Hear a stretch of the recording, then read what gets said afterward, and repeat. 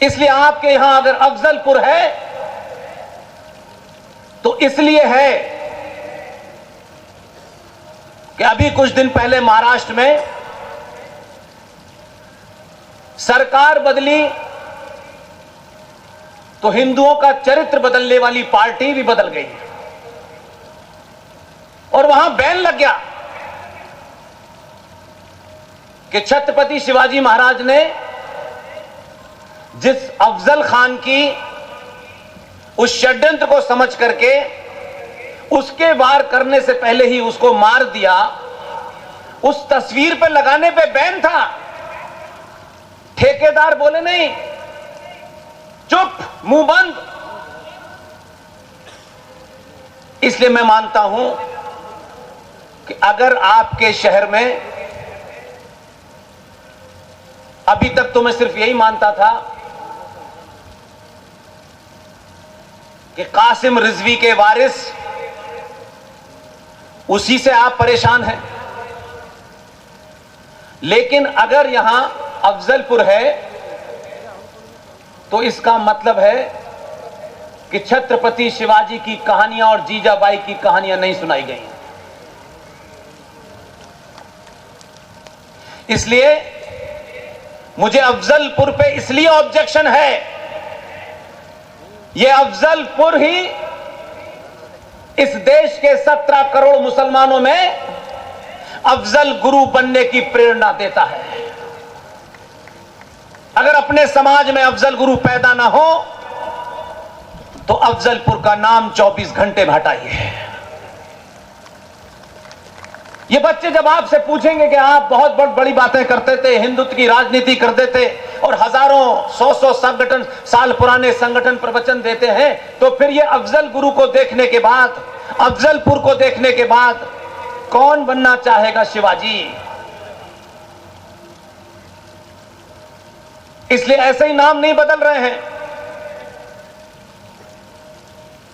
एक बड़ा झूठ, पाखंड चला हमारे यहां, और दुनिया में हम एकमात्र लोग हैं कि हमको कोई भी झूठ बोलता है, कोई भी पाखंडी आता है, हम उसी की बात मान लेते हैं।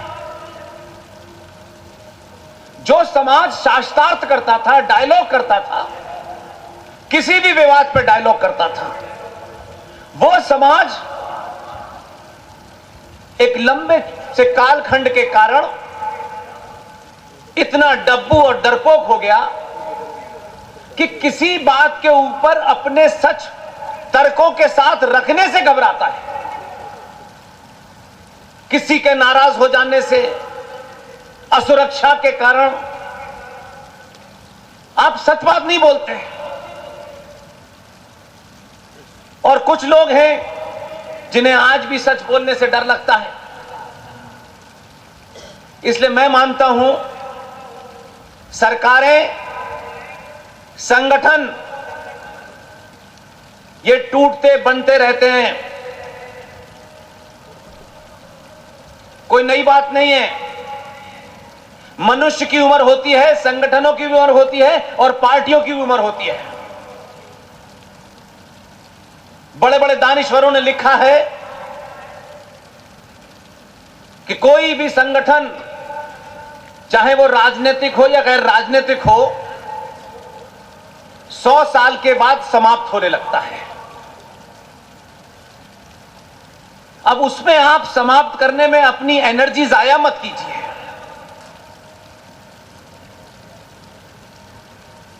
(1885) में उत्तर प्रदेश में एक जगह है इटावा, जहां की कहानियां आपने सुनी होंगी।